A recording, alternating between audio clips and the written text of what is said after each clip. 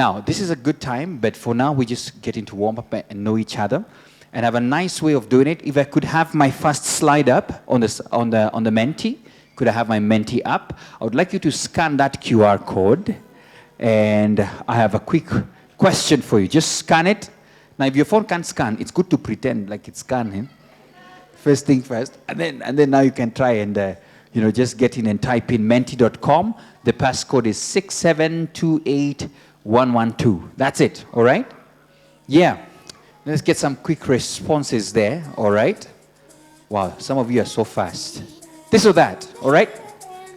Let's see, is it remote work or office life for you? Is it employment or entrepreneurship? You're the guys who know what you want. Is it TikTok or LinkedIn? I think you know why you probably see most effect. Is it passion or salary? I'd like to know what you think. So feel free. Share your thoughts. Let's see. This or that. Okay. First of all, I actually like the way the participation is so good. I like that. Now, be very creative. And if you can end with your name on this, because you never know what will happen, complete that sentence. The future belongs to the young people who do what? Yeah. FYI, because of data protection, we know who is typing. Yeah, so don't worry. I'm just alerting you so that you don't... The future belongs to young people who dare. The future belongs to young people who believe in the beauty of their dreams, who transform their minds, who dream. Dare. Now, if someone says dare, just be creative, try something else. I'm just saying, there are people who just decide to choose the same thing, who are passionate and resilient and ready to be challenged, or to be the change, young people who wake up and work for their dreams, or young people who dare to dream. Very good. I like the participation. Could you scroll down a little? Let's see. Just scrolling down. There you go. Not too fast. You've moved too fast. There you go. Okay. Someone say that. Those people who forget about their capacity and current potential and work with unmatched audacity. Peter. Who is Peter? You must be a thesis student. Peter, where are you? That was deep. All right. The future belongs to young people who send themselves. Wanajituma, I like that one. Wanajituma. Who said that? Okay. Hakusema jina yake, but I like that one. Yeah. Let me see. I'm just trying to see the most unique ones here. People who have skills, recognize their potential and bank on it. Others who believe in work. Those ones who are innovative to invent the future. Those ones who create spaces for themselves and put themselves where they want to be. I like that. By the way, that one it makes me feel inspired. Those ones who create spaces for themselves and put themselves where they want to be. Can I challenge you? Just a quick challenge here. This future of theirs is too long. But maybe the future is with her. It's okay. I understand. I completely understand. It's okay. Some people would be very happy that I made them talk to each other because someone had positioned themselves strategically and it worked. So, this has happened. True story. But now, it's a challenge. Whatever future you want to see, do whatever you can to even picture it. All right? Now, picturing it means, if I was to look at your screensaver on your phone, what's a screensaver? All right? Probably it's nothing. Hey, what is that, man? Don't show me. That's interesting. But the point is this. If it's a future you really deserve, if you can picture it and create it in your own imagination, it would... Does anybody here study medicine and know that part of the brain that creates what you feed it with? For example, I can give you an example. If anybody here likes a JLA, what's a JLA? It's that Mercedes, If you like it, have you ever noticed any time you go on the road, you will spot it? It's because you have fed your brain with it. Guess what? If you can move a little step higher, Step by and start going to kayaks and sit on it a little, look at it. Somehow, somewhere, the universe conspires to ensure that you get it. I'm just saying, hey, what's up? What's up? Yes. It's possible. But some of you just see things and then you're like, Mashi does it too. You understand? So you want to try and picture your life the way it's supposed to be. Picture it. Picture it. If you cannot, in fact, some people go ahead to even print some things on the walls for themselves. Let me finalize this because of time. Let me finalize this. I think I had one more. What's the biggest barrier that you think young people face today from the choices there? It's on your phone still. What's the biggest barrier you think young people face today? I'd like to know from your end what you think. Is it about hatuna networks? Is it mental pressure or burnouts? Is it corruption? Something called skills mismatch as well, right? Is it limited access to funding? A lack of opportunities completely. You tell me, what do you think? Okay, lack of networks. But the biggest though is limited access to funding. What if someone told you that money is not a problem? That you could be the... How many believe that money is the challenge? Let's see, funding. That you have great ideas, but funding is a challenge. Let's see. Let's see. 1, 2, 3, 4, 5. Okay. Yeah. If you say money is a challenge, stand up. Okay, I'm not going to make you dance anymore. In fact, DJ, just exit completely. So money is a challenge. So you're the only one who said. So one. So it's one. It's okay. It's all right. It's okay. There's another one here. So you have company. Stand. By the way, you must be bold enough. So 1, 2, right? Okay. So how much money? DJ, thank you. And you're permanently requested to rest. Thank you. So tell me, how much money do you need and for what? So personally, I'll need something like $500,000. I'll need $500,000 to start 2 different businesses. First, I'd want to start a food chain. And then next, I'd want to start a laundry business because from where I come from, those are the kind of people I'm interacting with. I come around a university, so students are tired of washing clothes here and there and all the laundry and stuff. So if you have that money and then you start a laundry business or you start a food merchandise, you'll... And it's expensive to start it. Okay. I just had $500,000. So if you're given $500,000, have you done the calculations to know how much you'll make at the end of the year? The point is do you have a business proposal for that? Let me come to you. Just pose that thought, all right? Okay, let me see. You, how much money do you need for what? Okay, I need... Yes, like sure, okay. I need also $500,000 money for my business that have been thinking and dreaming about it. Yeah, I wish to have a very big social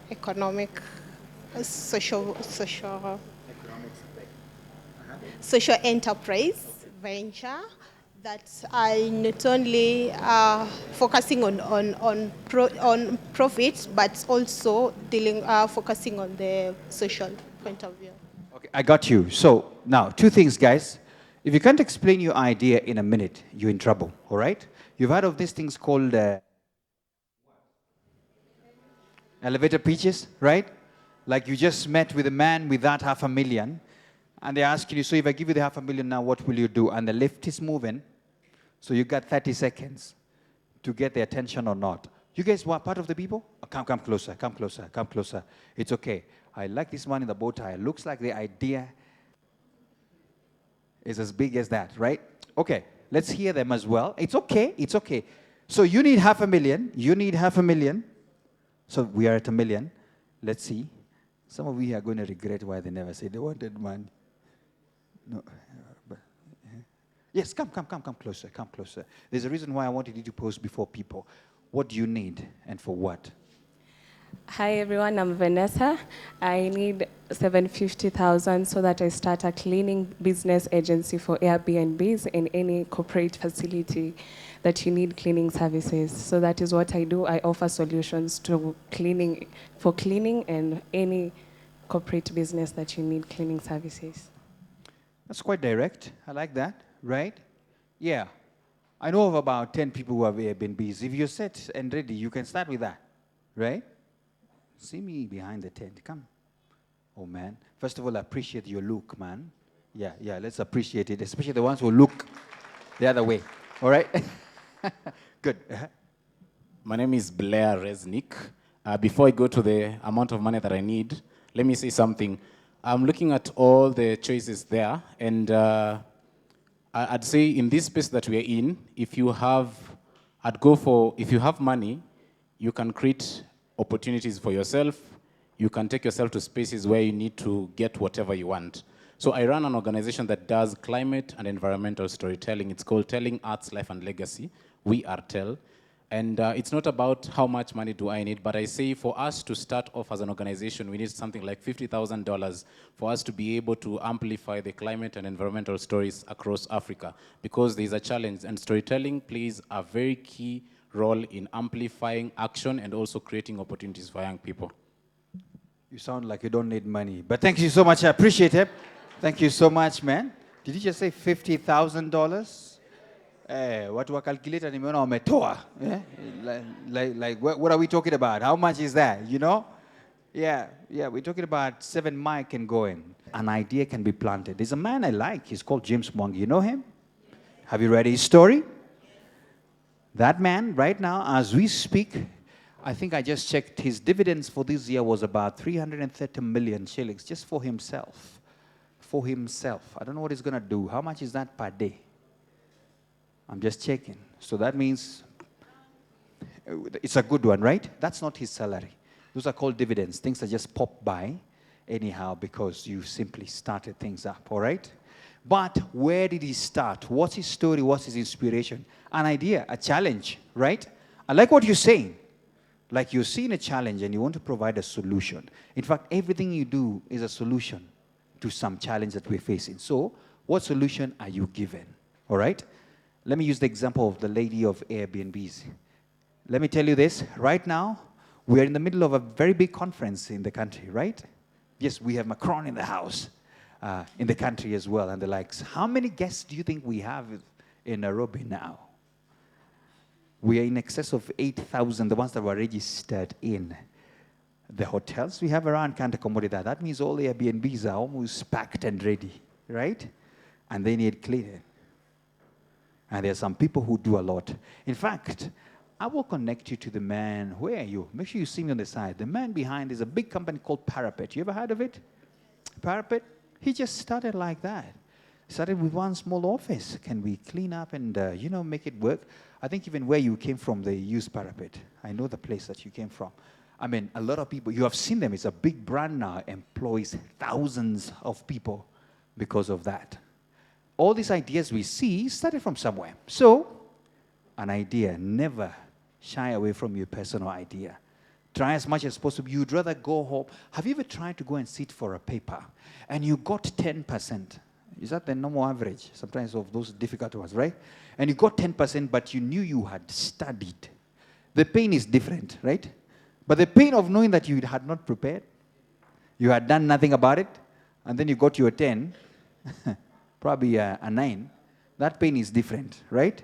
There are people who get their 10 and you can see they're proud of this 10 because. So it's the same thing as you, the grade that you got somewhere or the one that you got last semester, if I told you in campus. But then how many are still in campus here? Can I see 1, 2, 3, 4? Campus. Quite a number. Yes. You know that semester grade you got? Yeah. If you know that it's because you didn't work harder, you can feel the guilt. It's going to come and bite. Okay? So, now, why did I ask that question? Because yesterday there was a session as well, and I'm happy even the World Bank is represented here today. There was a session about funding and why a lot of startups. Guess what? Kenya in the entire Africa has received the most startup capital. Do you know that? Like people are looking, there's a lot of money, they're looking for ideas. That means the day you're able to pitch here your idea, money is not the problem, as long as that idea is viable. Are we together? So it's a question of what am I solving? What am I solving? The day you can be able to identify that, then it is possible. So why not do that? Okay? So who has an idea and wants to start something? Just a quick idea. Now your inspiration has started, right? But I'm not giving you the mic now, all right? So that idea is a good seed. And guess what? Somebody told me, if anything pisses you off, on the roads even, or anything of that sort, it could be a clue to what you have been given as an idea you need to work on, right? Since morning till now, has anything pissed you off? Okay, apart from your, yeah. Yeah, but has anything that you observed pissed you off? Shout one thing. Shout one thing. Anything that pissed you off this morning? Till now. What? Oh, traffic. Oh, events management. That's an easy one. It means there's something you can do. Honestly, somebody said traffic. What can we do? But for now, ladies and gentlemen, our chat shall proceed on later on. Please help me welcome the guests. I can see flashes happening. And please do me a favor. Have you ever heard of KPI? Excellent. So we shall clap like never before once they pop in. Oh, excellent. Please put your hands together for our guests, led by Sellah Bogonko. We also have Aki Nishio, the Vice President, Development Finance, World Bank, and Roya Rahmani as well, coming in. Welcome, welcome. Thank you so much for being right here. We appreciate your presence right here. And thank you for being here. We just had a great chat with the young people here, and it was amazing to have this conversation. Once again, allow me, in a very informal way, to just welcome you to the Kenya Youth Engagement Forum. And we're saying the hashtag is IDAWorks. I was waiting for you, my guests, to come by here. It's good to see you again. Yes, we had promised each other we'll point at each other once we come here. In the morning, we had a great forum with the president, and he was right there as well. So I'd like us all to stand for a moment. Just stand, just for a moment, all right? Can you see this? The hashtag is IDAWorks. So I'd like you to do this. Maybe you could take this opportunity, because I know you're a camera, all right? We're going to take selfies, all right? So if you're next to someone, just negotiate what is the best camera, that kind of thing, all right? All right, so let's do that. Let's take selfies. Yes, the first one to post, I have something for you, all right? So the hashtag is IDAWorks, all right? So can you do that for them? Yes, everybody, look here. That's the powerful one. That one is going to go global, all right? Lovely. I like that. Yeah, and if you're just taking by yourself, it's okay. Have your seats now. Have your seats. Excellent. Lovely. So at this moment, I'd like immediately to call Sellah Bogonko to kindly come up. But before I do that, yes, excellent. Yes, you're ready. Excellent. So please put your hands together for Sellah Bogonko as she comes by to take us to this session. Welcome. Hi, everyone. So Aki told me that this is his second time in Kenya, but his first time meeting young people in Kenya. So we can't put a poor show. So let's give a round of applause to the World Bank team and to Aki. Good stuff. So for those that do not know me, my name is Sellah Bogonko, and I'm co-founder and CEO of Jacob's Ladder Africa. And we are your host today. Jacob's Ladder, for those who do not know, is focused on solving for two challenges: youth unemployment and climate change. And so we drive, advocate, create, work, collaborate with anyone who is doing anything to do with green jobs and green skills development for young people. And that's why many of you are in the room. You're proudly beneficiaries, partners, and people that we've interacted with over time. I'm also an IDA champion. IDA, we know, stands for, we did the bingo cards. Who knows what IDA stands for? All I'm hearing is that. You have a flu. Say it. Okay, say it louder. International Development. Excellent. Let's say it together. IDA stands for International Development Association. And so what IDA is, it's an arm of the World Bank that supports the lowest income countries in the world by giving them either grants or very low interest rates loans to enable them to develop or focus or solve for development challenges or invest in things like roads, education, agriculture, healthcare, etc. So you've probably been a beneficiary of IDA without knowing. In Kenya. Huh? Kenya is a beneficiary, excellent. We did some bingo cards that had questions about IDA, so they're trying to show me we've done our homework, which is good. So yes, Kenya is a beneficiary of IDA as well. And the reason why I accepted to be a champion of IDA is because as a development, student of development rather, I understand especially how Africa has suffered from high interest rate loans and how every dollar borrowed is a burden on young people because the younger you are, the longer you'll have to pay for it. And so when we get access to loans that are more affordable, grants that can be able to be invested in agriculture and other sectors that can actually create jobs for young people, that's what our governments should be focusing on, and that's something that should be supported and also made aware to the beneficiaries, because sometimes, because of misinformation, we'll think that it's just loans, but there is actually an aspect of the World Bank that is focused on enabling governments to actually develop without having to break their backs, right? Which is a good thing. And so today, this conversation is basically an opportunity for those of us who are beneficiaries of development finance, especially as young people, to be able to be in the same rooms with people that you wouldn't otherwise be. Most times, the World Bank and development organizations are normally seen to be too technical or too way out there in a way that young people are not able to access them. But today you have an opportunity. And so when we invite you to ask questions, be bold and ask those questions that you've been dying to ask in terms of understanding where are the jobs? What is actually the bank doing in terms of creating jobs?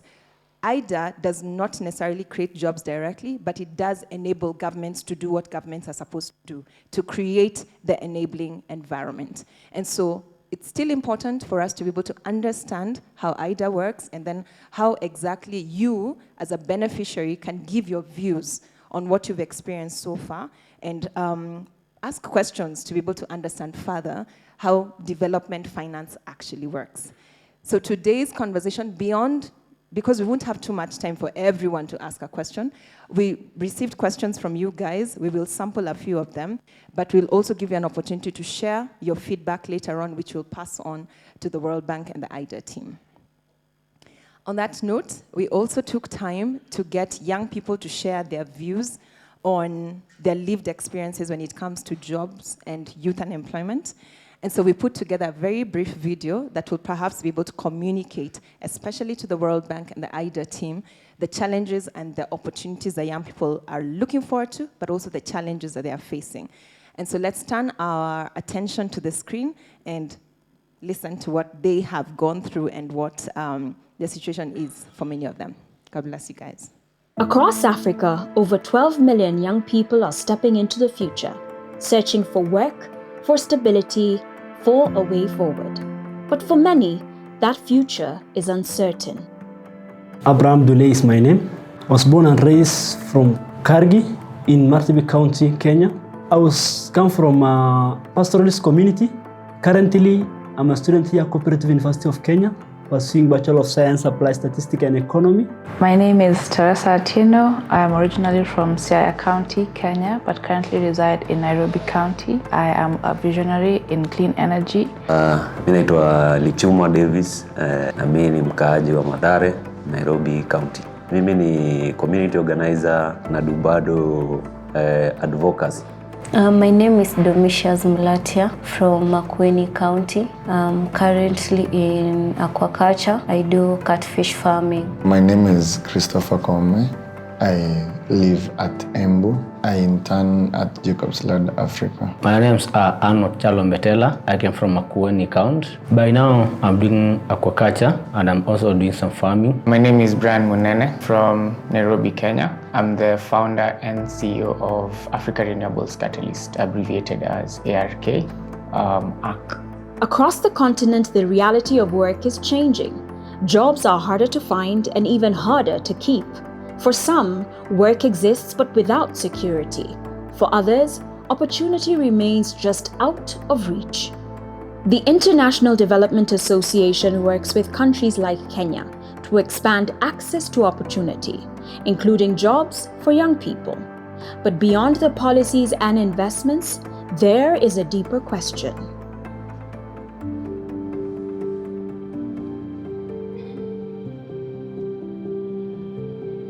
Money.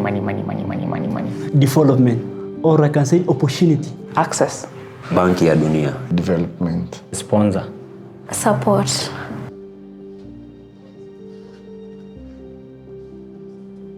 A job to me means a step forward, and not only about the income, but also it gains respect from family members, peace of mind, and just creating up yourself from where you are to something bigger. Structure and the ability to get something that you didn't have before.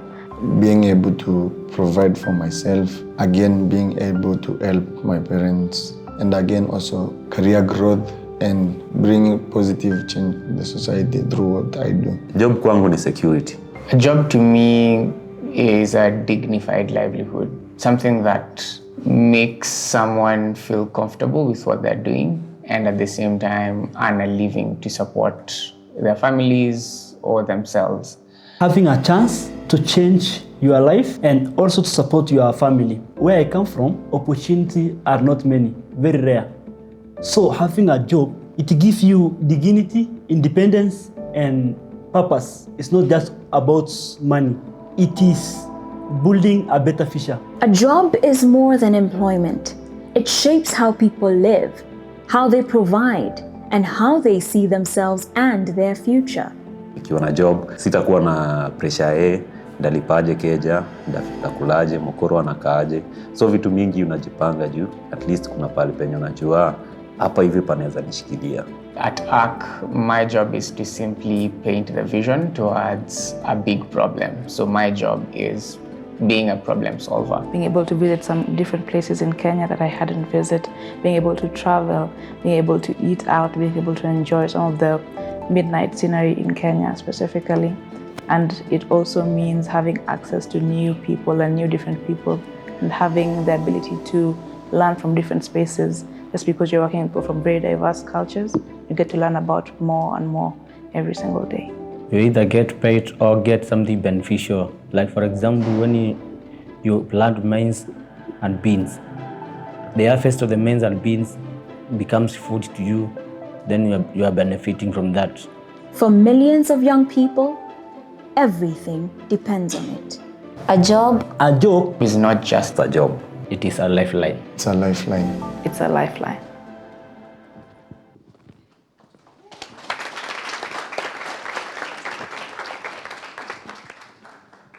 The first time life became hard on me as an adult, I became a poet. I told myself I will never steal until the time I performed before an audience and someone said I stole their ear. For 12 months, they couldn't listen to any other poet. I stole their ear. See what I did there? Yes? No?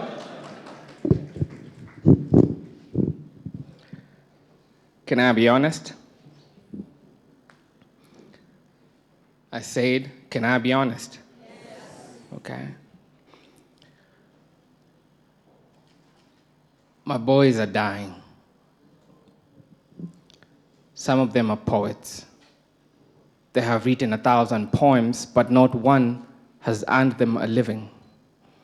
Open mics don't open the door when the landlord closes your house. My boys are dying. Some of them are singers. You may or may not have heard their songs before, but every mealtime they eat their own songs and choke on their lyrics. My boys are dying. Don't let those Nike shoes fool you. There's nothing correct about the heart of a young man who has nothing but his Nike shoes. My boys are dying from working in sewers and garbage points without proper gear. Their family fears, but it's what steers are leaving, believing tomorrow will come, but today is leaving. My boys are dying from taking care of families that don't feel taken care of. My boys are dying from bullet wounds. My boys are dying for being boys, for being big boys, for being just boys, for being bus boys, for being in a group of boys. My boys are dying before their fathers. My boys are dying because their fathers. My boys are dying to go farther. They've got bomb lyrics to bomb your TV, check the temperatures. They are walking degrees. Their mind is a state of art. The state has refused to stage outside. My boys are dying inside. Ask the jail warden. My boys are dying from duodenal wounds, from intestinal wounds. My boys are dying outside.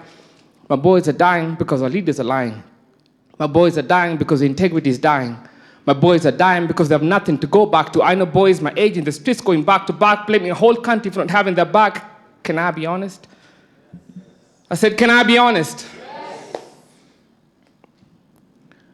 Where I come from, leadership is the root of our problems. Our leaders are not utilizing young people. They are using young people. They're not planting opportunities. They are swallowing seeds, cutting trees, throwing shade, telling us the future is in our hands when all we have is a phone with features. But thank God we stay defiant, because we will slay the giant, and out will pour trees of opportunities, and you won't need a swimming costume to swim inequality. But for now, we grind. Where we cannot speak, we will mime. We will do anything but stop moving, because young people are not the future. We are the backbone, the heartbeat. Young minds in Africa have birthed innovations that have transformed food systems, finance systems, health system, education system, agricultural systems, energy systems. In fact, say revolution. And I hear e-learning platforms, digital teachers bridging the gap between the rich and the poor, boys and girls, urban and rural communities, enabling more equal opportunities. I see warriors using online platforms to raise self-sustaining careers. You call it influencing. I call it reclaiming our story, positioning ourselves as tellers of our own stories, stories that matter, stories about an Africa that could have been, should have been, can be, and will be. We are not the future. We are here. We're the backbone, the heartbeat, the new face of agriculture, a venture that has been deemed less appealing to dealing, but if only agricultural ministries understood the adventure of creativity, high energy, because we are not the future. We're present. We're here. We're the backbone, the heartbeat, and it beats, it beats like banga, like bongo, yeah? It beats like Afro beats, like Afrofusion, African fashion. We are not the future.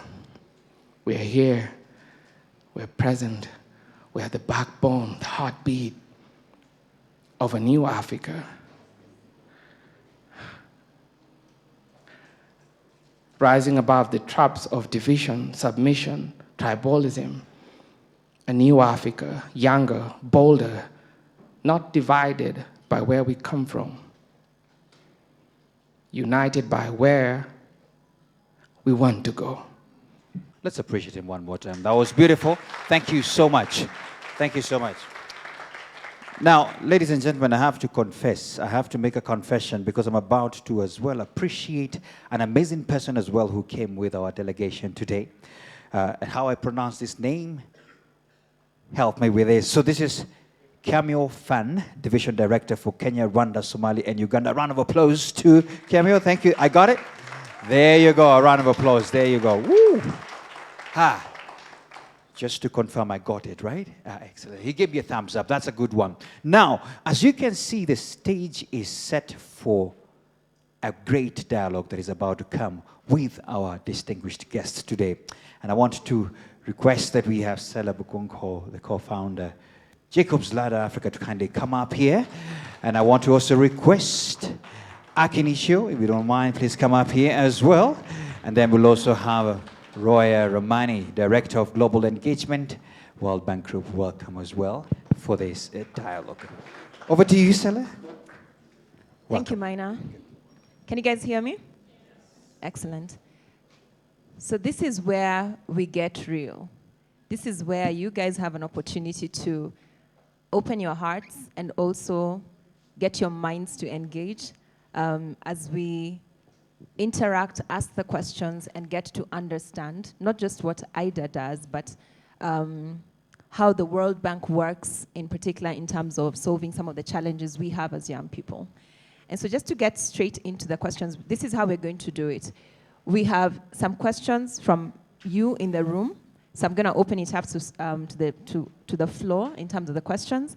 And then we're going to have some questions that we got online from young people. When we announced this, we also asked them to share questions. We got about 55 of them, and we had to whittle it down. So we'll not have enough time to cover all the questions, but we'll try to cover as much as possible. I'm saying that so that when you ask your question, get straight to the question, right? Don't start telling us your favorite food, etc. Just straight to the question, and then we'll be able to answer as many as possible. So, who wants to go first?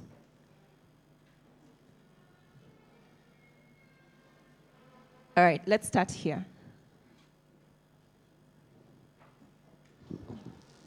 Hello. Your name and then the question. Yeah. Hello. My name is Lisa. I'm the founder of a Kenyan brand called Lulu Organics. I am a manufacturer, and my brand focuses on skincare solutions. Particularly, I'm working with eczema care patients to bring them skincare solutions. So I'm a beneficiary of the Nyota program, funded by the World Bank, and for that, I'm very, very grateful for that. And through the Nyota program, the funds that we received, I was able to streamline some operations within my business. So my question, I'm going to join the question. So as a youth in the manufacturing space, I want to know what are the growth strategies or the growth mechanisms that the World Bank and IDA is really willing to put in place for young entrepreneurs like myself, specifically in the manufacturing space. And the second question that I want to ask is, most of us who received the Nyota Fund were really grateful. It was a startup capital, and we also received the startup training. And beyond the startup, most businesses don't live to see their 5th birthday in Africa and in Kenya. So what are you willing to do for us, like in regards to scaling up, so that we can become employers, just, so that we can stop being, side hustles, okay. We can become employers. Great, thanks. Thank you. So that's to Aki. We'll take a second question so that we can try and we'll take a question from there.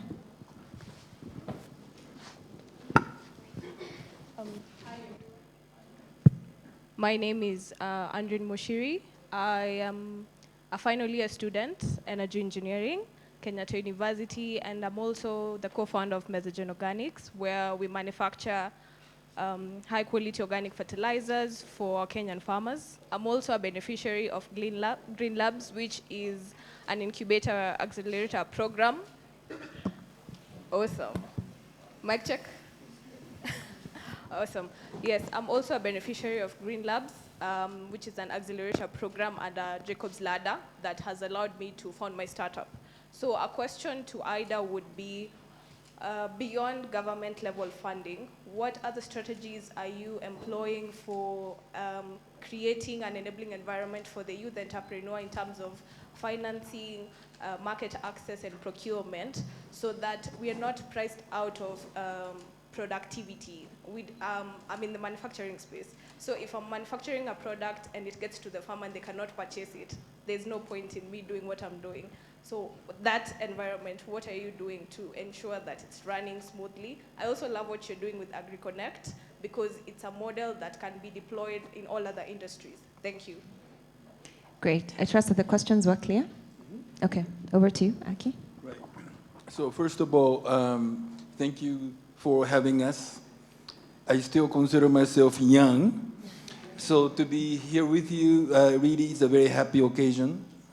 And thank you for the questions. And I'm very happy to meet the beneficiary of the Kenya Youth employment and opportunities project, which I heard a lot from my colleague Chimiao.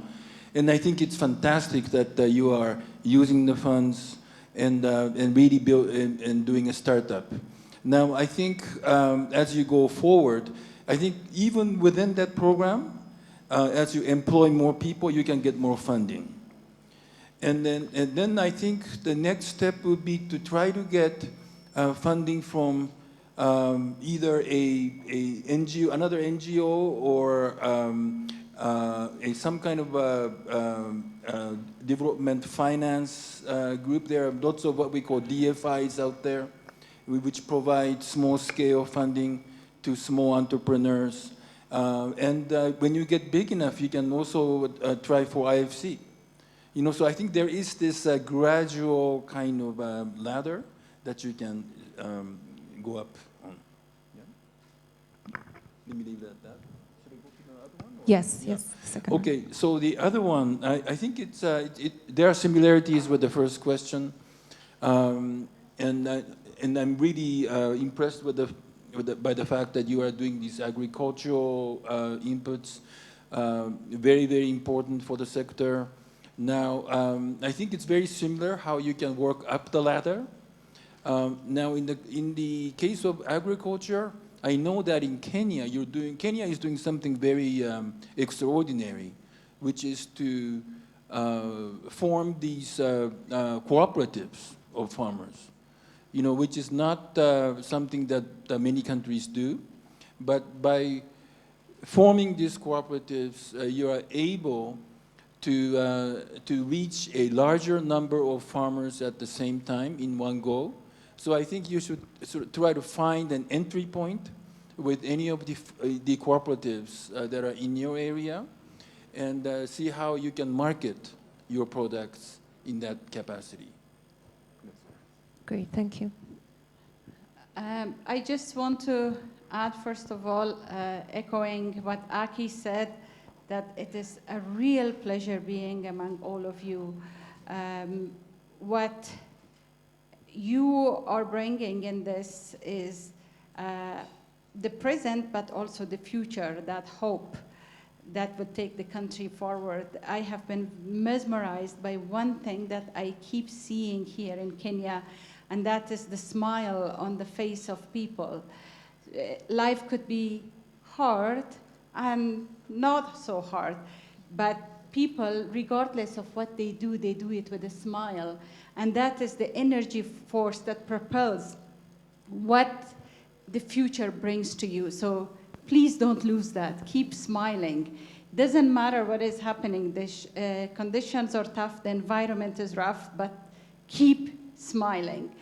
And with that, to your question, I just want to emphasize on what Aki said, that there are actually a number of NGOs that are specifically working on funding. VOCA is one of them that is very active in the fields that you are talking, as well as in the field of agriculture, that they could provide funding. The other way to do it is at the bank, what you mentioned manufacturing, and you too, but we have identified value-added manufacturing to be one of the 5 priority sectors. And based on that, one of the things that would be very important is to take your concept, your ideas, your business at scale, using any possibilities. Find local funders, go to the local banks, find private equity sponsors, and also pool different investors who could see the value of your business. Once you are at the stage that you can demonstrate that ROI that is needed, then it will just roll on.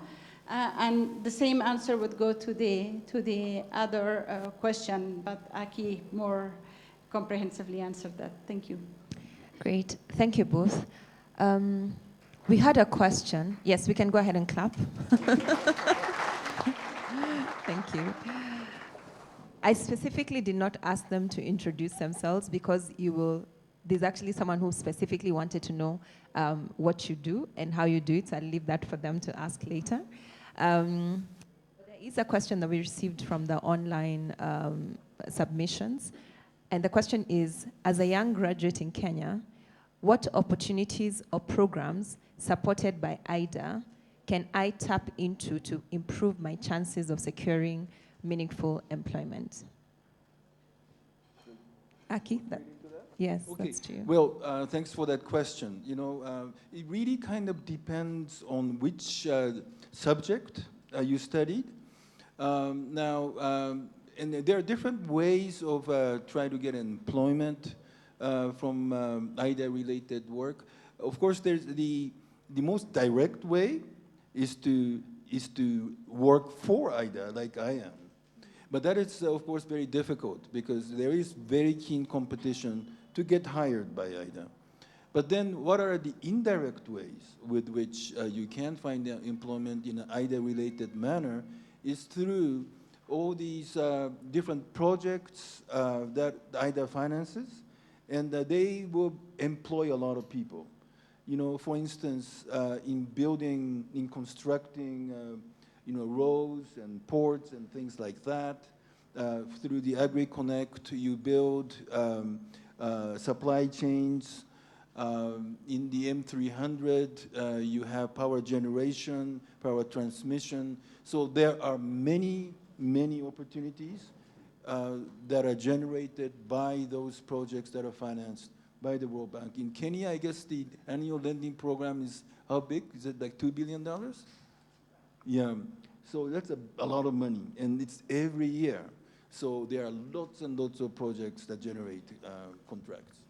Let me follow up that question with my personal experience. I used to work in government for 5 years, and there's a program that was called National Agriculture and NAGRIP, National Agriculture Something Project, and then the other one was called Kenya Urban Support Program, both of which were IDA projects. At the time, I didn't know. But there was funding that was going to all 47 counties.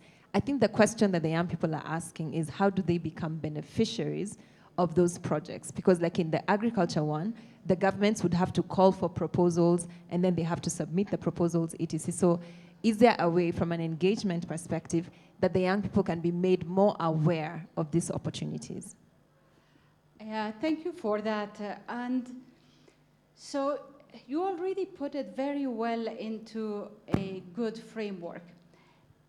I will answer this question in two different ways. Number one, like Sellah was saying, it is for you to find out how you can benefit from these projects, you need to do your research. In today's day and time, with the technologies that you have in your hand, that is your biggest, most important weapon that you can have. Please do your research. Whatever you are doing, for a young graduate, there would be nothing more for any of us to say that anything that you are passionate about, look into it, find out information. One thing will lead you to the next thing, and you will find the way. Write the contact, write to the contacts that you find, reach out to people. Nobody is going to be disturbed, at least definitely in our team or people at the bank, if you reach out and you ask a direct question. That is one way. So for you to become beneficiaries of these programs, please specify, find out, match it with your passion, see what is really taking your fancy, and then go for it. Second, I want to say that actually, if there is time, I'm just going to share a quick story with you. I graduated with a software engineering degree. Then I became very interested in development. They were too far apart. I could not just go and say, I am interested, I want to join you. Although from the country that I come, which is very troubled, Afghanistan, there was a huge need for it. And I was very keen to go back and be involved. So the way that I got engaged is to start volunteering. Volunteering is always the best way to get your foot at the door, to get you information, to equip you. I know that we all need to make a living, that's given. But one of the mindsets that I see, and it has been growing so much more than my time, in the young people is, if I'm interested in something, what can I do for it? Please become an IDA ambassador. Please learn about IDA. Please talk about IDA. You will see how much by giving you will get. Then you know where to go, what to find, and how to become part of this lifeline that we heard from the poet, and it would be supporting you, because there is a very direct interaction between IDA and you. Great, thank you very much. Let's appreciate that. Now we're going to move to the floor again. Any questions? I'm an environmental scientist and also a member. Yes, a member of the Youth Sounding Board of the Royal Danish Embassy. So I have a question with regard to the information you were given in the morning that Kenya's IDA portfolio has slightly over 70 billion Kenya shillings. So with regard to the youth perspective, we wanted to know for the climate projects, how many green jobs have been created for the youth, and do we have a public portfolio that can show the progress as we have right now? Thank you. Just to clarify, where did you get the information? I think the VP mentioned in the morning session. In the morning session, okay. There was another morning. All right. So that's to Aki. Then let's get a question. Yes, we'll go to. Good afternoon, and my name is Moses Kamau. As a youth leader working on the intersection of future and work issues of the young people, I have two very quick questions. One to Mr., I want to believe this is Aki, right? Sorry. That's it? All right, Mr. Akihiko, that is the name, right? So IDA has scaled to historic financing levels, and congratulations for that. My question is, how then must development finance evolve to move from funding projects to catalyzing large-scale job creation ecosystems in countries like Kenya? And then very quickly to Raya, given your diplomacy acumen across the globe, the question then is, global development institutions increasingly talk about youth engagement. What would it look like for young people to be treated as beneficiaries, not only as beneficiaries rather, but as co-architects of development and solution provision? Thank you. I love that question. Let's give him a round of applause. That's a very good question. All right. Okay. Now, I'm not quite sure if I got the first question right, but I think you were asking about the climate change related projects and if there are windows for young people to benefit from. Is that what you were asking for? Green jobs, I see. Okay, so the IDA does a lot of climate change related projects. In fact, we do have climate change focused projects, but most World Bank projects actually have a climate dimension in one way or the other. It could be about mitigation, it could be about adaptation. So you can sort of imagine that the vast majority of the $2 billion lending program each year for Kenya has a very large component of climate financing, what we call climate core benefits. So there are various contracts that are let. For instance, to build dikes, to prevent floods, to build renewable energy facilities. There are many types of contracts that are let, and you can call them green jobs if you like, as you have. I think it's important that you you're not going to get hired individually. So you need to sort of see which companies are competing for these contracts and make yourself marketable for these countries to hire you. Okay, so you could take a look at which companies have been winning bids for climate-related projects in Kenya from IDA, and you can sort of market yourself with those companies. Excellent. Thank you very much. Roya? Thank you for that very good question. What would it take for global development and institution not to look at youth as beneficiaries, but as a partner? Well, here is the thing. Development is not only about infrastructure and policies. Real development invests in humans' dreams. Those human dreams are taken up by the youth, and it transforms the society. But how people who are sitting in this institution would come to know about those dreams? The answer is connection. The answer is engagement. The more you engage, the better you will be an agent. You will have an agency in terms of how the programs get designed, get promoted, get implemented, get monitored. Please don't shy away from engaging. You have ideas. You are connected to the ground realities. Come forward. Bring your ideas forward. Where I sit in Washington, one of our pillars that we are focusing is youth engagement. And we continuously look forward to hearing ideas. I am always fascinated when we find a group of young people, and I specifically ask them, what do you think we should do? What are we doing wrong? What do you, like the question that was in the presentation when you looked. We are keen to learn from you, because that is a very different viewpoint that you have.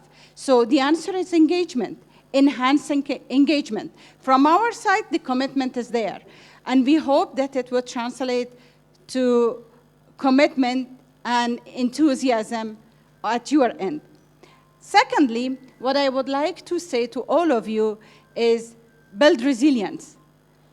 When I'm saying resilience, I don't think any of you are in lack of resilience in this room, given the lives that all of you lead.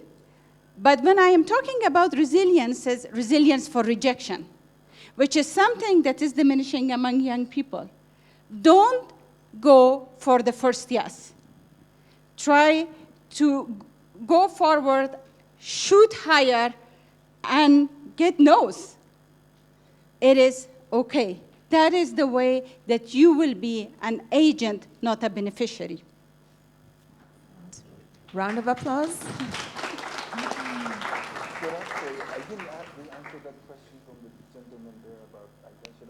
Yes, please, the second question. Okay, so second question, I didn't want to leave that unanswered.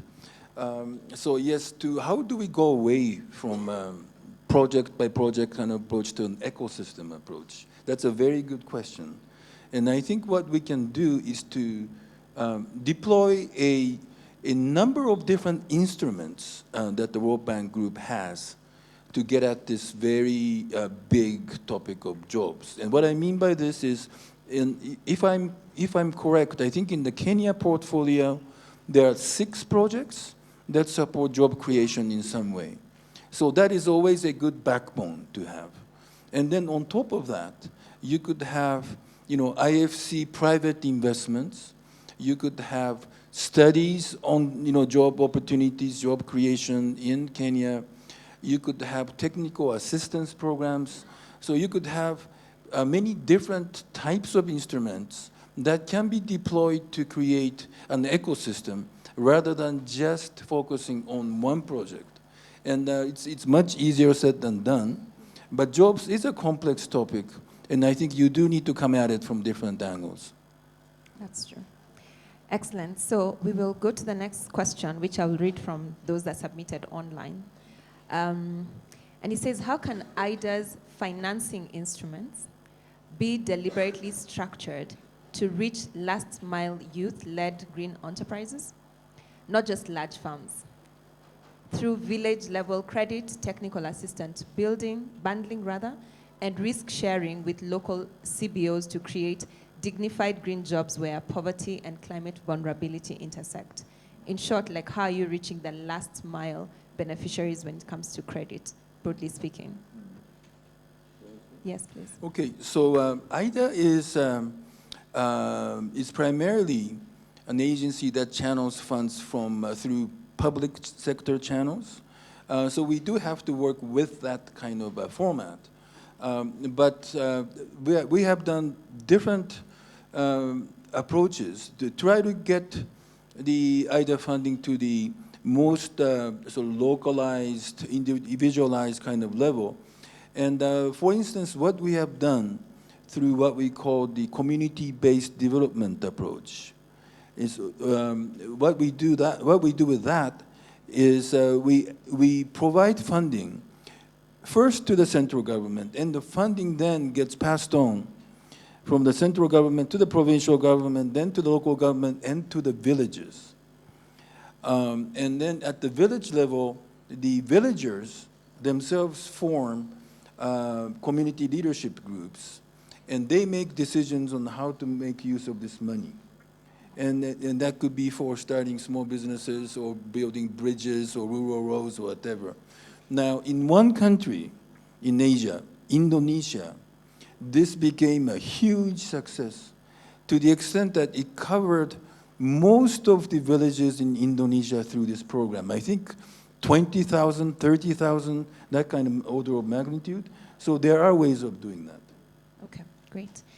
Now, this is a question that we received consistently from several young people. And because of what you said, I'll bring it here. The money that comes from IDA goes through governments. But that's where young people feel sometimes the bottleneck is. Am I representing you guys? Yes. So you should be giving me like snaps now.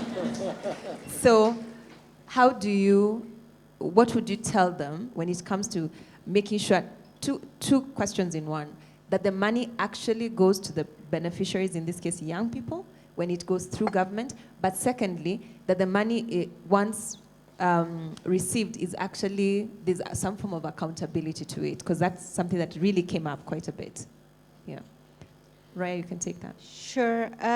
First of all, how the money reaches young people, even children, right? They will be young tomorrow. So first, Aki already explained one mechanism where IDA projects were directly benefiting local communities, the last mile. Another way is, you know that within the World Bank, IBRD is lending to middle-income countries. And IFC... Sorry. Yes. For purposes of the... Okay. Yes. Okay. Let me explain that. So within the World Bank, we are comprised of 5 different entities. One is IBRD, International Bank for Reconstruction and Development, and that is lending money. It's a bank. It's a development bank, lending money to middle-income countries. In market rate, but better terms, they figure it out, they borrow from the bank, and they repay. Then the other entity we have is IFC, which is the International Finance Corporation, which is supporting private sector with loan, equity, guarantee, you name it. Then we have MEGA, which is providing political risk assurances and first losses and much more. It is more about like an insurance mechanism. We have an arbitration mechanism too, but there is the fifth one, it's not in that order, is IDA, which you already know is the International Development Association. IDA is the only mechanism that first of all lends to the countries that are not able to borrow from IBRD. They cannot afford to pay interest rate usually at the rate that they do, number one. Number two, it also has a mechanism for grants. It has mechanism to make the loans, the debt that it's providing to the governments, make it concessional, make it much lower than the rate that they could have borrowed from market or the rest of the institutions. So it is a lifeline for 78 poorest countries.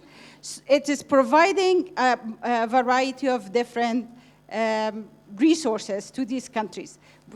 With that, now, if a country cannot access any of these loans, what would they do? They would be left on their own. So IDA reaches that last mile. It is targeting these beneficiaries, excuse me, through lending to these countries. That is one way.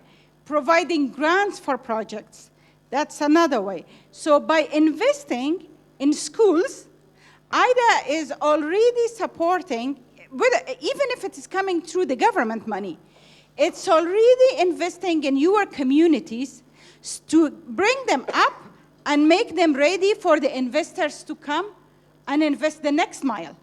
It creates jobs by establishing clinics, helping with infrastructure, regulatory reforms in ways that the others do not step in, and make it ready for the others to come and invest more. So this is basically how it is snowballing and rolling, and it's providing opportunities for different, for many of you. The other way, which Aki already spoke about, is direct projects. And another example of that comes from my home country. I saw that the very similar example that Aki was talking about in Indonesia, they had replication in Afghanistan. What they did, they took the money came through the Ministry of Finance, Ministry of Rural Development.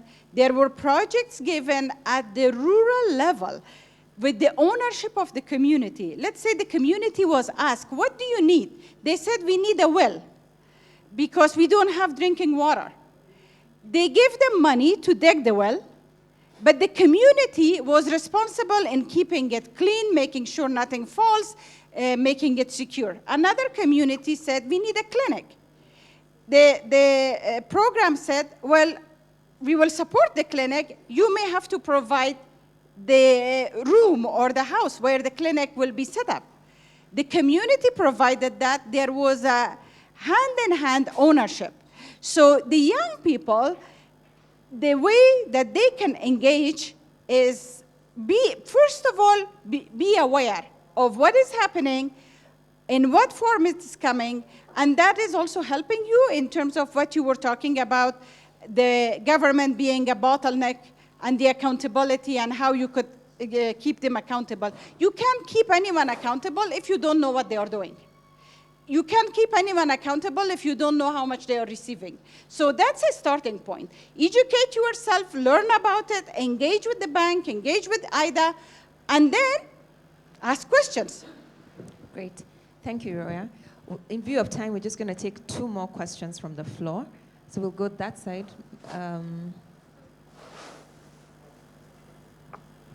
And then we'll take one from here.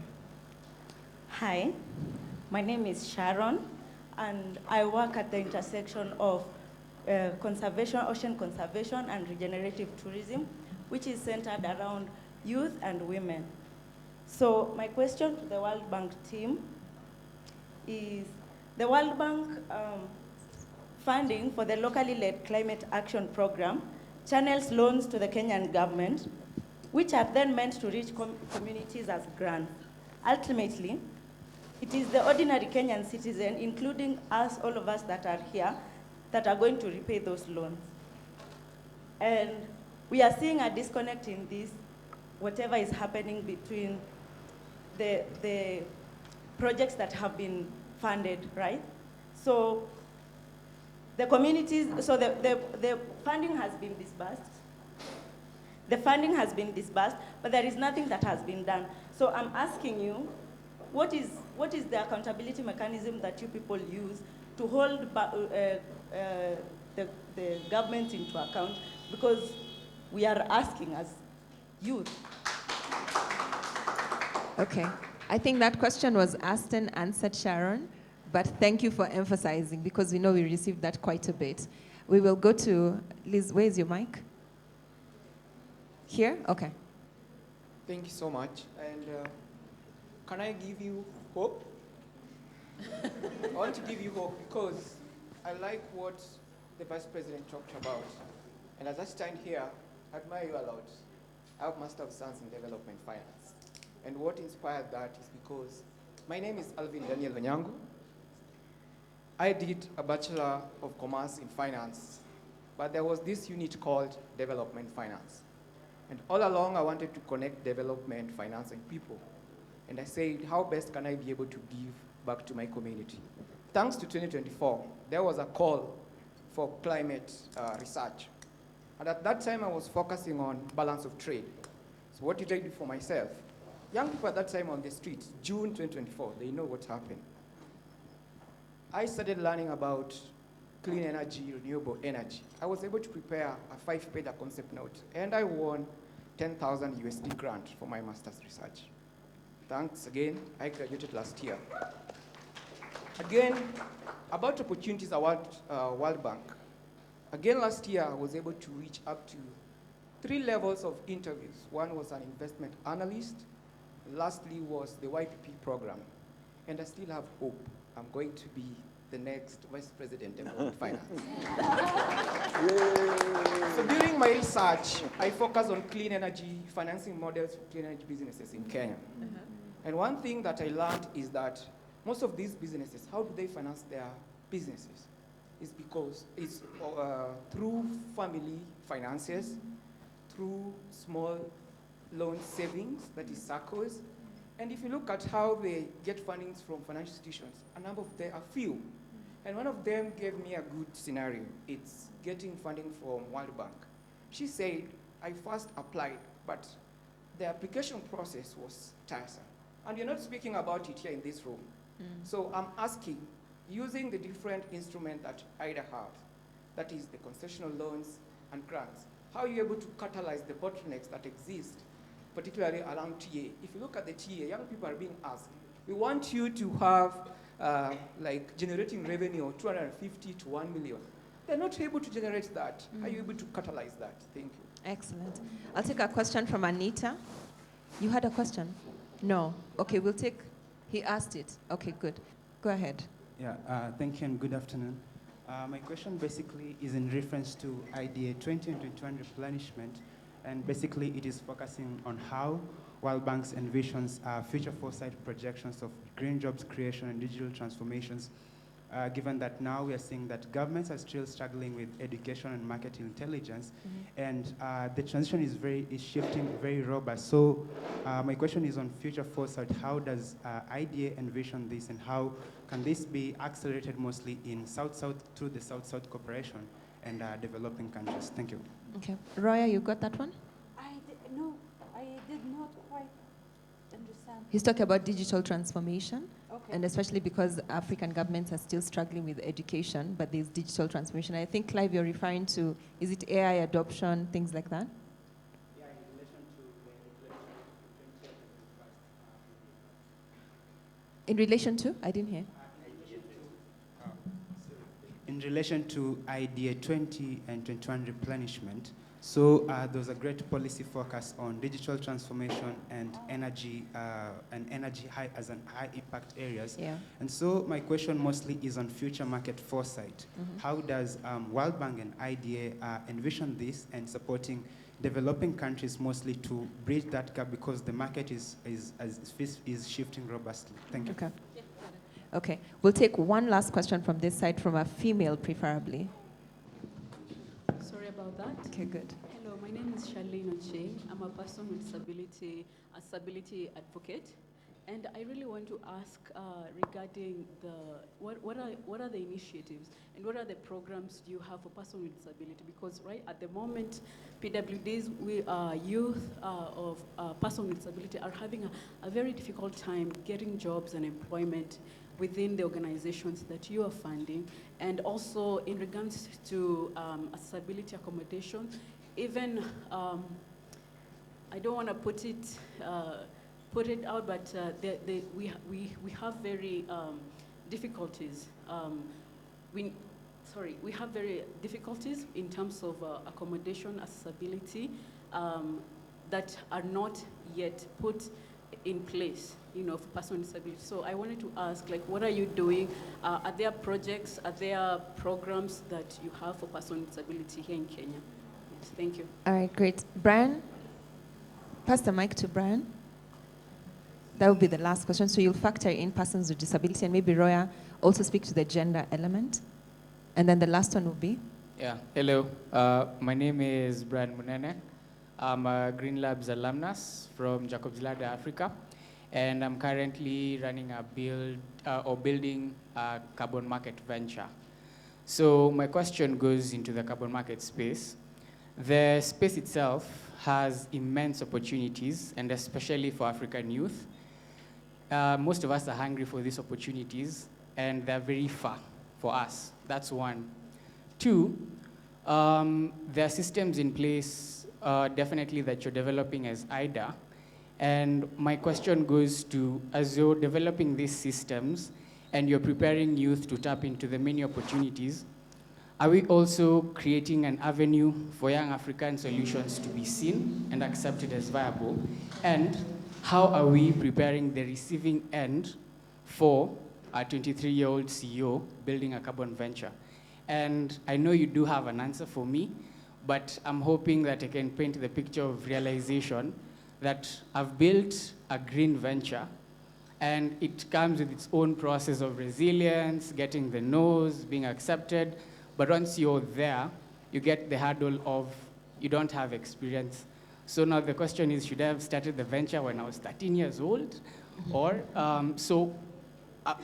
we are preparing the youth. Are we also preparing systems to accept this youth? Excellent question. Great.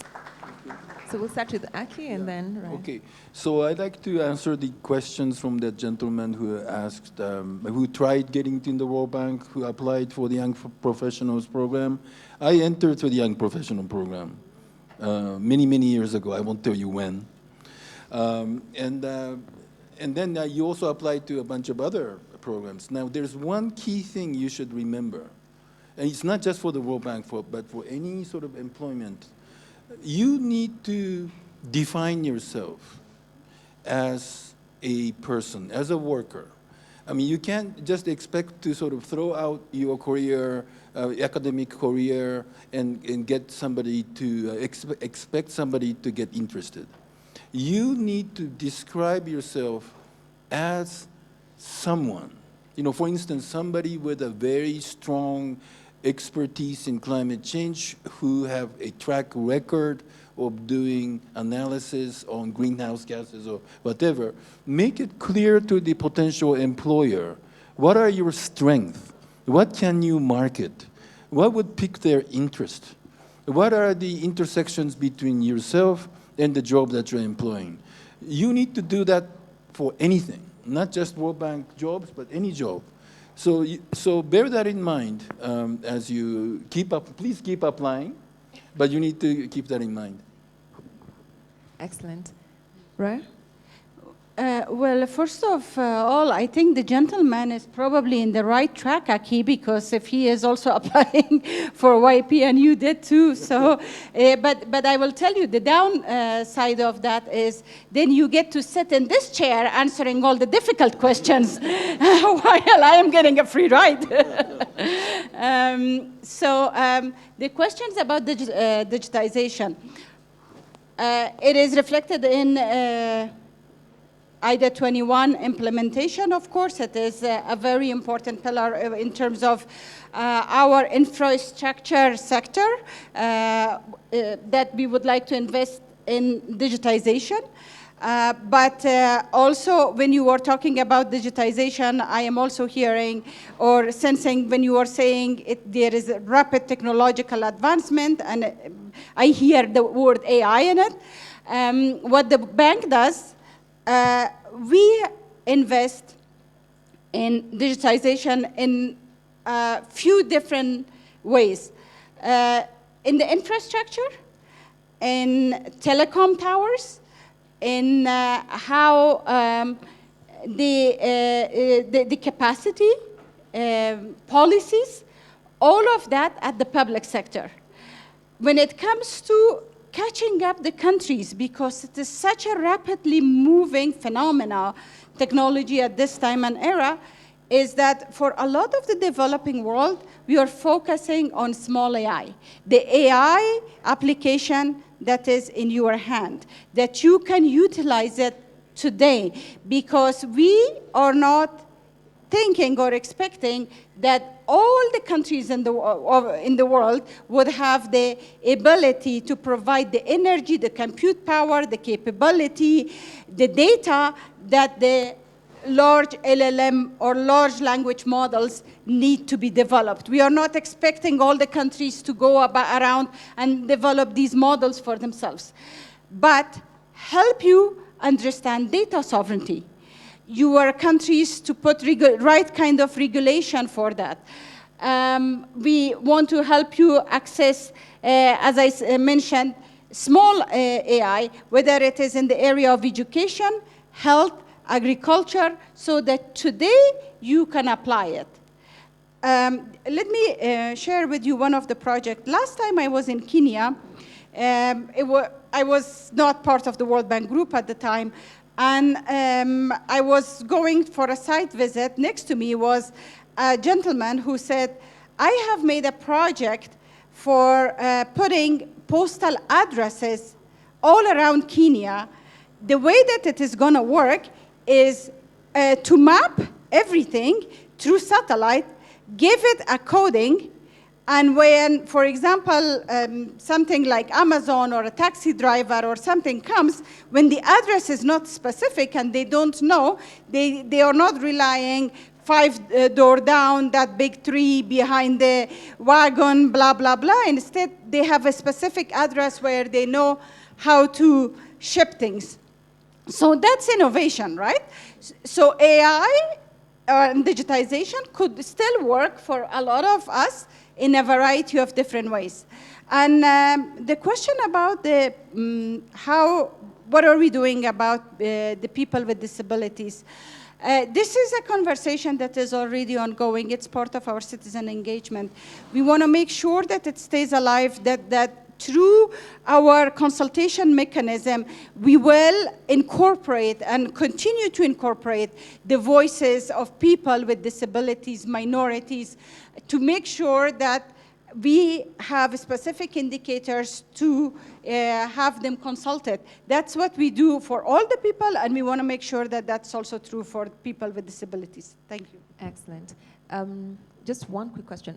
Okay, I think there was a question about systems that you're creating for the world or for the market to receive young people. Is there anything that the bank is doing in that regard, or working with governments to create room for young entrepreneurs? Right. I think how IDA works is that we have what we call a country-based model. So we have a tailor-made, customized program for each country. Kenya has a very vast, wide-ranging program with multiple sectors. And in some of the projects that are under implementation, I'm sure there are such systems where they would register young people, etc. But what is important for you to know is that depending on what your expertise is, you need to position yourself to be a beneficiary of a certain program. I mean, for instance, there were a couple of people who are doing work on climate change. That's fantastic. Now, you need to then figure out which are the projects that would fit your credentials, and target those projects. And when you see systems and programs that take in data about yourselves, that's where you feed your information. Great. Let's give them a round of applause. Now, I'm going to ask both Roya and Aki to give their closing remarks, but as I give you 1 minute to think about it, I'll say mine. The more I've read through the questions that were submitted and listened to the questions coming up in the room, the one thing that's ringing in my mind is that young people are looking for equal opportunity.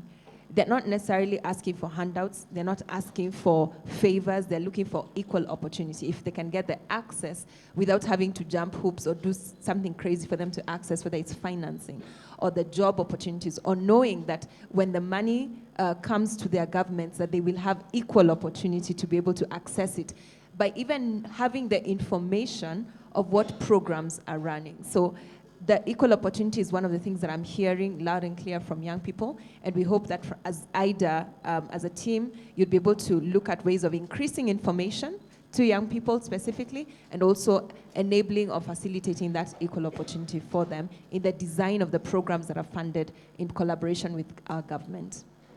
And now I'll start with Roya, and then we'll finish with Aki. Thank you so much for spending this time with us. I hope it was useful to you. And what I would like to share with you is I hear about opportunities, which makes a lot of sense, but also a fear of lack of stability. You don't know what is to come, where to find jobs and all that.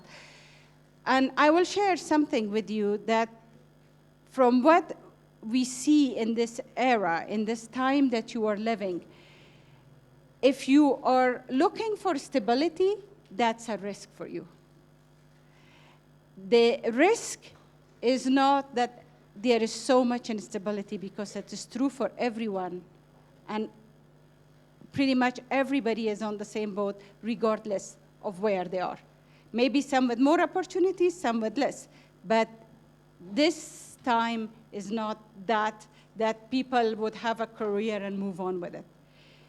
So do not take that risk to look for stability. Continue to hustle, move forward, and keep smiling. That's it. In short, ride the wave. All right, Aki? So I'd like to come back to this poetry that we heard at the beginning. And what really resonated with me, that the young people are the backbone and also the heartbeat, right? Now, after talking to you for more than an hour, I sort of really understand what he meant by doing that. Because you are very present. You really want to get something done.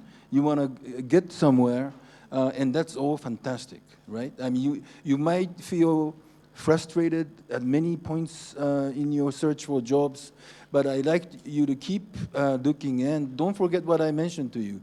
Define yourself, right? If you're just one of millions of young people looking for a job, it's going to be hard to land the job. You need to define yourself as a certain kind of person who can contribute. Get yourself into the minds of the employer, right? So what would that person be looking for? You know, and position yourself accordingly. Now, this takes practice. It's not easy. And you have to do it in a very succinct manner. You know, like 3-4 sentences, max. You know, you cannot do a long 2-3 paragraph kind of thing. No. You need to do it very succinctly, and you need to do it very convincingly. Draw on your strengths, draw on what you've done, draw on what you'd like to do, and position yourself, okay? Great, thank you. Round of applause. Excellent. Now, I'm going to ask for about like 2 minutes, just out of the original agenda. We had some Mentimeter questions that we asked the young people, and we just want you to see their feedback so that it really sends a message home on where young people in Kenya are. And so I'm going to ask, I don't know if you want to see the screen, maybe, do we move? Yeah. Okay, good. Just for 2 minutes. And then we'll be back.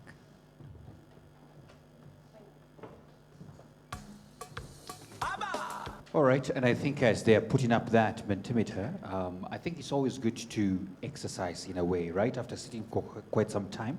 So, Sellah, if you don't mind, I wanted you to gift this one, our chief guests, and just to ensure that they go home the Kenyan way, you know, how we like doing it. So kindly, once you've sipped that water, come back here because we have some good gifts for you as the mentee is coming up, all right? So, yeah, there we go. I think the gifts are right here and ready. Great, so I'm going to invite Roya and Aki back. In Africa, we don't give gifts when people are just seated still, right? There's a bit of dancing. Usually there's a Kasaiso dance somewhere. So I'm going to invite the people who are gifting or helping me gift to come. And they have to dance, right? The recipients have to dance, right? Okay, let's see you dancing. Let's give a gift. And the givers have to dance as well.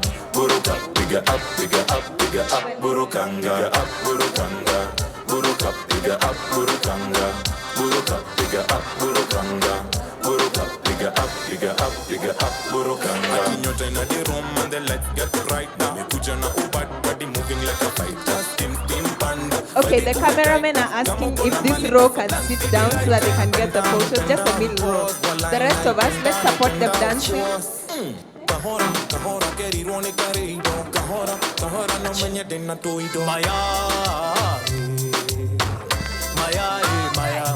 All right, everybody, let's have them dance. Let's have them dance. Okay, sure.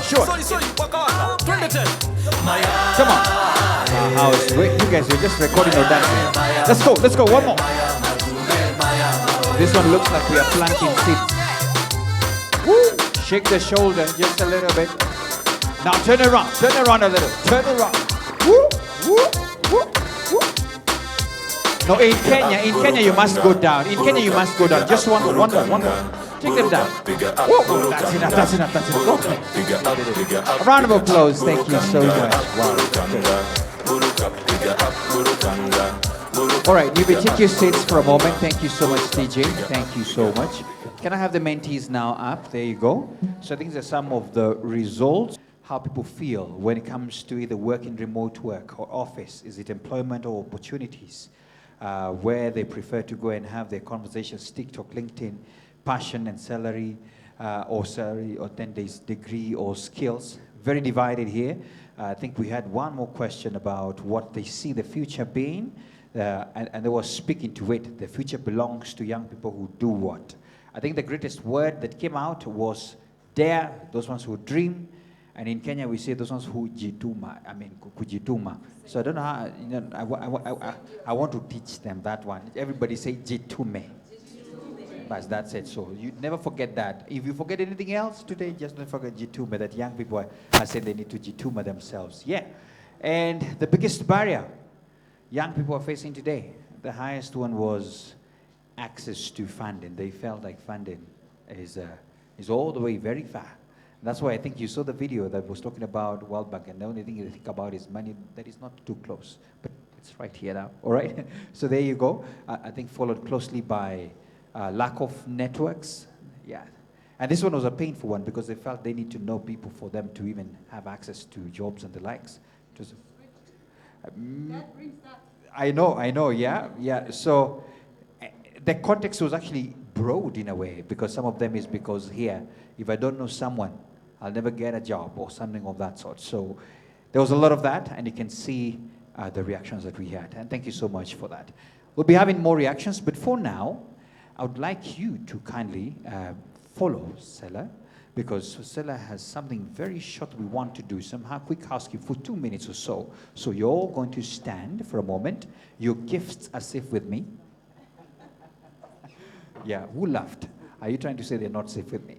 All right, so you're just going to follow. We have a quick live session that's going to be live on the gram, just for a quick one for the sake of the young people who are just joining us live. And then once they come back, they'll have found us having finished our food. So are you the one who wrote? Yeah, which one did you? Oh, David Jitume. And you are? Gloria of I Can Do It? And do you believe it? Awesome. And you are? Phyllis of where? Ah, transparency, accountability, and partnership. Wow, and you are? 10 of? The sentence, the one who did a thesis. Excellent. And you are? Wangare, you can't read this, eh? It's too crazy, I can tell. Yes, you feel how I was feeling on the screen, right? Yes. Can I have my gifts for this particular person? So look at them. A round of applause to them. Well done. Woo. Just put your hand and pick what you can. There you go. Yes, there you go. There you go. Next.